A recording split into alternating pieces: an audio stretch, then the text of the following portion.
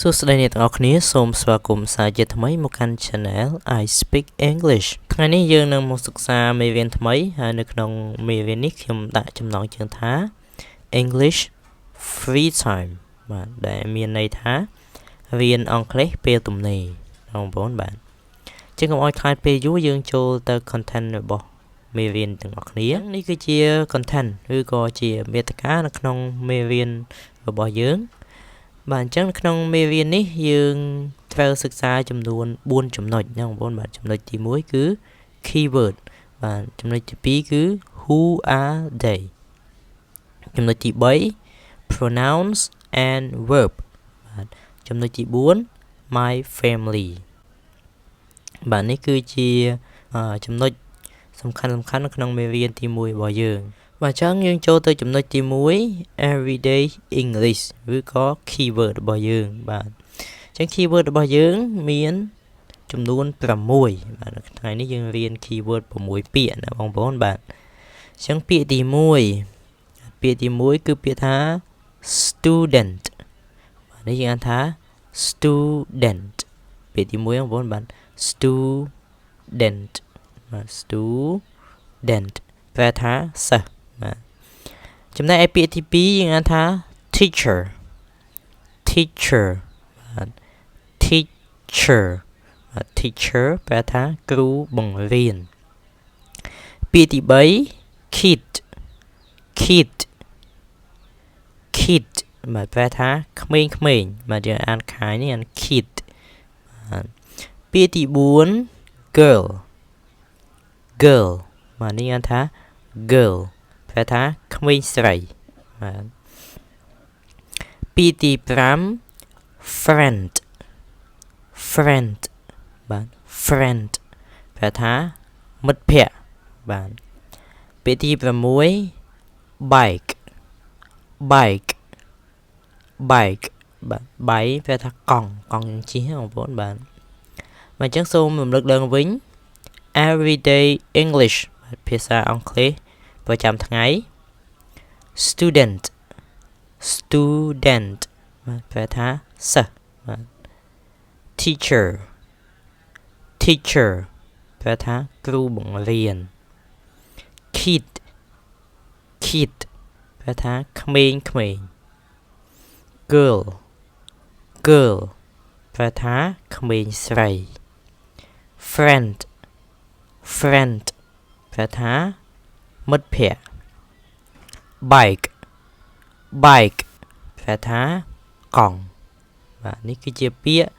ទាំង6ដែលយើងត្រូវយកមកសិក្សានៅក្នុងមេរៀនរបស់យើងមួយនេះណាបងប្អូនបាទអញ្ចឹងយើងចូលទៅដល់មេរៀនរបស់យើងចំណងជើងគេដាក់ថា who are they តើពួកគេជានរណាបាទ who are they តើពួកគេជានរណាអញ្ចឹងនៅក្នុងនេះខ្ញុំសរសេរបតងសរោមឲ្យពីក្រោមណាបងប្អូនបាទសិង្ហខ្មែរឲ្យពីក្រោមអញ្ចឹងនេះជាអង់គ្លេសនេះសិង្ហខ្មែរហើយយើងបកប្រែជាខ្មែរផងបាទអញ្ចឹងយើងមើលទៅតាមរូបភាពទៅបងប្អូនបាទអញ្ចឹងចំណងជើងគឺថា who are they អញ្ចឹងប្រែជាខ្មែរយើងថាតើពួកគេជានរណាបាទអញ្ចឹងរូបភាពទី1យើងឃើញហើយ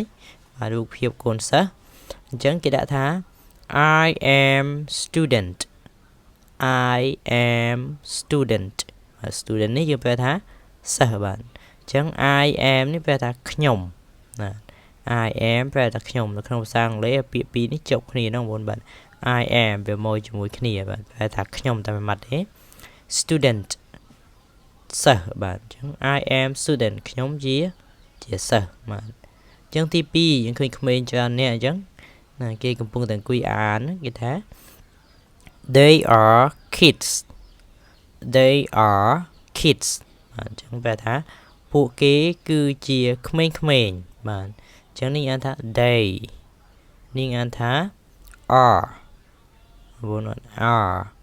នេះអានមិញថា kids អញ្ចឹង kid នៅកន្លែងនេះមាន s ដោយសារក្មេងៗហ្នឹងមានច្រើនបាទក្នុងភាសាអង់គ្លេសនាមដែលមានចាប់ពី2ឡើងទៅគឺថែមអក្សរ s ហ្នឹងបងប្អូនបាទ they are kids ពួកគេគឺជាក្មេងបាទបន្តមកទៀត he is teacher he is teacher បាទគាត់គឺជាគ្រូបង្រៀនបាទ teacher នេះប្រែថាគ្រូបង្រៀនបាទអញ្ចឹង he is គាត់គឺជា teacher គ្រូបង្រៀនបាទ he is teacher គាត់គឺជាគ្រូបង្រៀន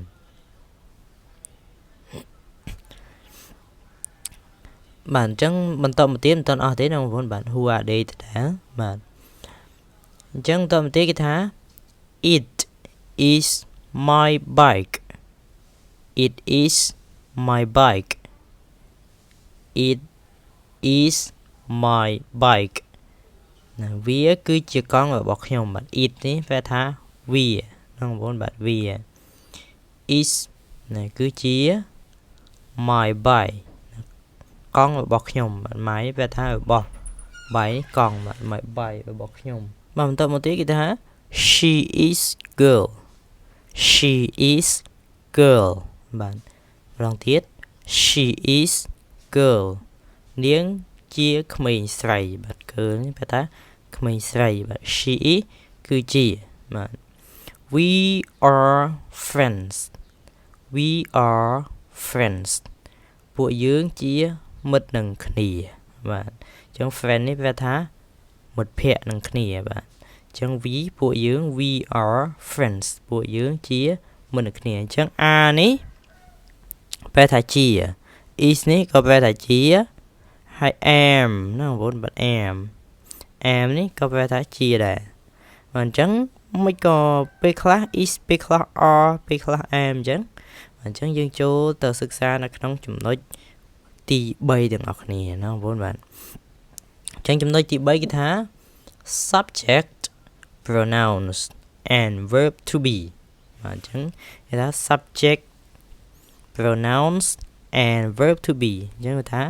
subject pronoun និង verb to be បាទអញ្ចឹងចង់ដឹងថាអីគេជា subject pronouns ហើយអ្វីជា verb to be យើងទៅសិក្សាទាំងអស់គ្នានេះគឺ subject pronouns verb to be អញ្ចឹងគេដាក់នៅក្នុងកឡោនដែលយើងមើលបាទអញ្ចឹងនៅក្នុងកឡោនខាងឆ្វេងនេះគឺជា subject pronoun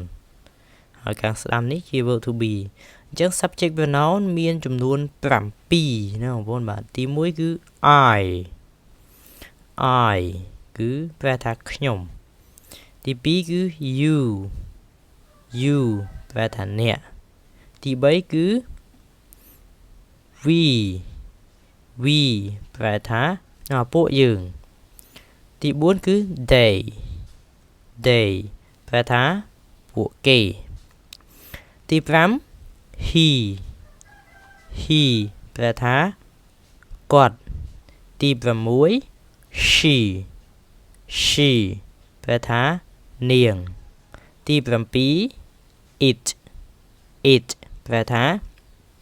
វាបាទចំណែកឯកឡោនខាង verb to be វិញបាទ verb to be នៅក្នុងភាសាអង់គ្លេសមានចំនួន3ណាបងប្អូនបាទនៅក្នុង present simple មាន3អញ្ចឹង verb to be មានច្រើនប៉ុន្តែទីនេះគេឲ្យយើងរៀនតែ3សិនបាទទី1គឺ am ទី2គឺ are បាទទី3គឺ is បាទអញ្ចឹងហេតុអីបានយើងត្រូវសិក្សាពី verb to be និង subject pronoun ព្រោះនៅក្នុងភាសាអង់គ្លេសដល់ពេលដែលយើងបង្កើតប្រយោគមួយយើងត្រូវមាន subject មួយនិងកិរិយាសព្ទមួយណាបងប្អូនហើយនេះគឺជាចំណុចវេយ្យាករណ៍ដំបូងនៅក្នុងភាសាអង់គ្លេសដែលយើងត្រូវតែសិក្សាតើបងប្អូនសិក្សាទៅដល់ណាក៏កិច្ចមិនផុតពី am is are នេះដែរណាបងប្អូនណាបាទអញ្ចឹងខ្ញុំបញ្យល់បន្តិច subject pronoun គឺជា pronoun ដែលឈរនៅពីមុខកិរិយាសព្ទណាបងប្អូនបាទដែលឈរនៅពីមុខកិរិយាសព្ទនៅក្នុងប្រយោគស្របឬក៏ positive sentence បាទអញ្ចឹងយើងមើលមកខាងស្ដាំដៃបន្តិចនេះនៅក្នុងកឡោនបរោះនិង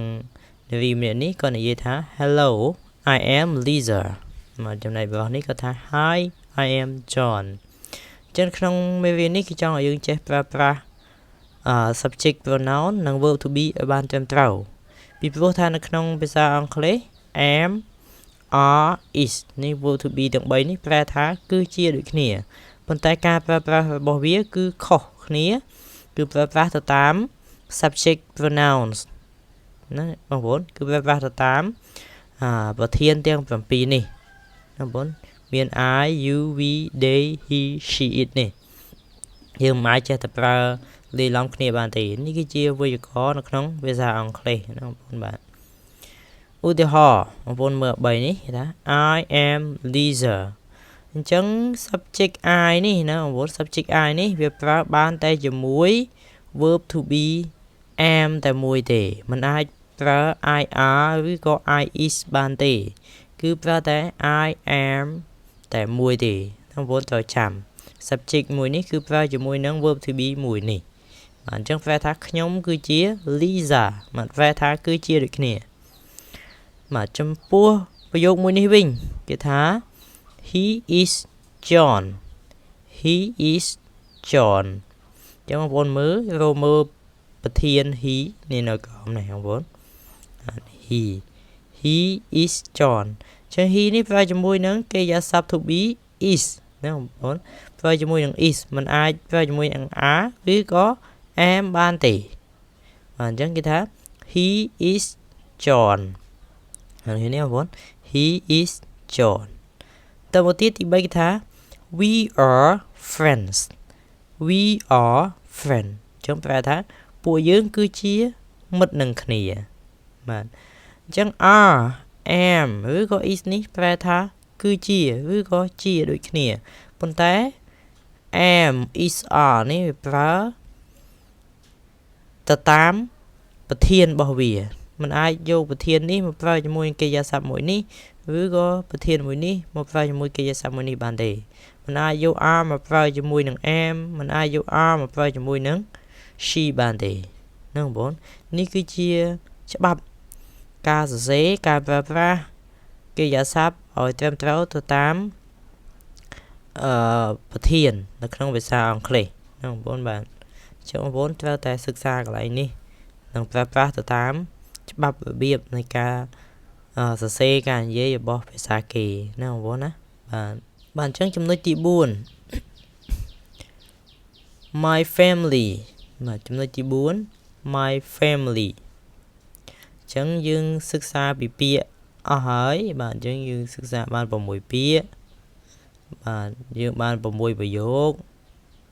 ហើយយើងបានសិក្សាអំពី subject pronoun អ្វីទៅជា subject pronoun អ្វីទៅជា verb to be យើងស្គាល់ហើយណា subject pronoun មានប្រមាណ verb to be មានប្រមាណយើងស្គាល់ហើយណាបងប្អូនបាទអញ្ចឹងបងប្អូនមើលតាមសញ្ញាព្រួយណាខាងនេះខ្ញុំបញ្ជាក់ម្ដងទៀតបាទ I គឺប្រើបានតែ am មួយទេ you we they នេះយើងអាចប្រើជាមួយនឹង are បាទ he she it នេះយើងប្រើជាមួយនឹង is ណាបងប្អូនបាទអញ្ចឹងយើងចូលមកអានសាកល្បងនៅអត្ថបទខ្លីៗមួយណាបងប្អូនបាទអញ្ចឹងយើងអានទាំងអស់គ្នា my family អញ្ចឹង family នេះប្រែថាគ្រួសារ my របស់ខ្ញុំអញ្ចឹងយើងសរុបមកគ្រួសាររបស់ខ្ញុំ my family hello I am Lucy បាទអញ្ចឹងគេថាសួស្តីខ្ញុំឈ្មោះ Lucy បាទឬក៏ខ្ញុំគឺ Lucy hello I am Lucy សួស្តីខ្ញុំគឺ Lucy this is my family this is ប្រែថានេះគឺជាបងប្អូនបាទ this is ប្រែថានេះគឺជា my family គ្រួសាររបស់ខ្ញុំបាទ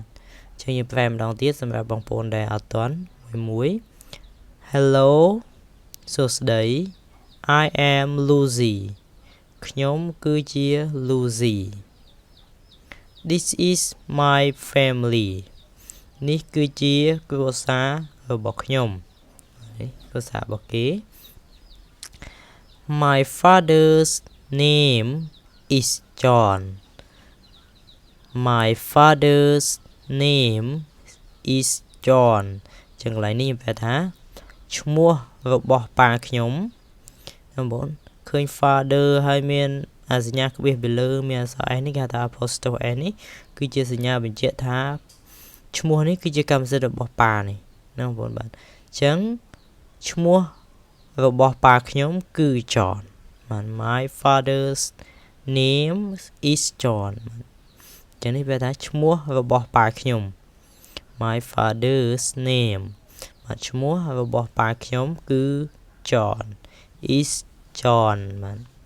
he is a doctor he is a doctor គាត់គឺជាវិជ្ជបណ្ឌិត doctor នេះប្រែថាវិជ្ជបណ្ឌិតហ្នឹងបងបាទ he is a doctor គាត់គឺជាវិជ្ជបណ្ឌិត my mother's name is Laga ណាបង my mother's name is Laga ម្ដាយរបស់ខ្ញុំឈ្មោះថា Laga ឬក៏យើងប្រែថាឈ្មោះរបស់ម្ដាយខ្ញុំគឺ Laga បាទ my mother's name នេះប្រែថាឈ្មោះបាទ Laga នេះគឺឈ្មោះរបស់ម្ដាយគេបាទអញ្ចឹងយើងប្រែថាឈ្មោះរបស់ម្ដាយខ្ញុំគឺ Laga she is a teacher she is a teacher នាងគឺជាគ្រូបង្រៀន she is a teacher នាងគឺជាគ្រូបង្រៀន Lisa នេះណាបងបាទ Lisa is my sister Lisa is my sister Lisa គឺជាប្អូនស្រីរបស់ខ្ញុំ Lisa គឺជាប្អូនស្រីរបស់ខ្ញុំ We are students we are students ពួកយើងគឺជាសិស្សសាលាពួកយើងគឺជាសិស្សបាទ Coco is our pet ចឹងប្រែថា Coco គឺជាសត្វចិញ្ចឹមរបស់ខ្ញុំ Coco នេះឆ្កែណាបងប្អូនបាទ It is very smart it is very smart ម្ដងទៀត it is very smart ណាវាឆ្លាតខ្លាំងណាស់បាទ very smart នេះប្រែថាឆ្លាតខ្លាំងណាស់ I love my family so much I love my family so much បាទខ្ញុំស្រឡាញ់គ្រួសាររបស់ខ្ញុំខ្លាំងណាស់ so much នេះប្រែថាហ្នឹងថាខ្លាំងណាស់ហ្នឹងបងបាទស្មើនឹង very much ដូចគ្នាបាទ I love my family so much ខ្ញុំស្រឡាញ់គ្រួសាររបស់ខ្ញុំខ្លាំងណាស់ They are my life They are my life អញ្ចឹង life នេះប្រែថាជីវិតណាបង They are ពួកគេគឺជា my life ជីវិតរបស់ខ្ញុំ Do you love your family Do you love your family តើអ្នក Do you នេះប្រែថាតើអ្នក love your family ស្រឡាញ់គ្រួសាររបស់អ្នកទេ Do you love your family តើអ្នកស្រឡាញ់គ្រួសាររបស់អ្នកទេនេះគឺជាអត្ថបទរបស់យើងបាទឥឡូវយើងទៅសង្ខេបក៏ដូចជាអានរំលឹកសារថ្មីពីអត្ថបទរបស់យើង My family គ្រួសាររបស់ខ្ញុំ Hello សួស្តី I am Lucy ខ្ញុំគឺជា Lucy This is my family នេះគឺជាគ្រួសាររបស់ខ្ញុំ My father's name is John My father's name is John ឈ្មោះរបស់ឪពុកខ្ញុំគឺ John He is a doctor He is a doctor គាត់គឺជាវិជ្ជបណ្ឌិត My mother's name is Liga My mother's name is Liga She is a teacher នាងគឺជាគ្រូបង្រៀន Lisa is my sister Lisa is my sister Lisa គឺជាប្អូនស្រីរបស់ខ្ញុំ Lisa គឺជាប្អូនស្រីរបស់ខ្ញុំ We are students We are student We are students We are students ពួកយើងគឺជាសិស្ស Coco is our pet Coco is our pet Coco គឺជាសត្វចិញ្ចឹមរបស់ពួកយើង It is very smart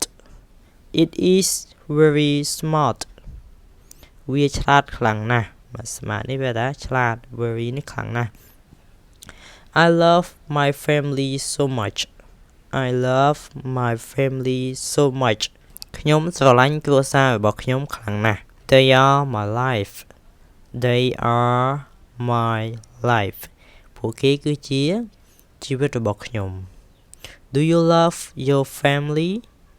Do you love your family តើអ្នកស្រឡាញ់គ្រួសាររបស់អ្នកទេ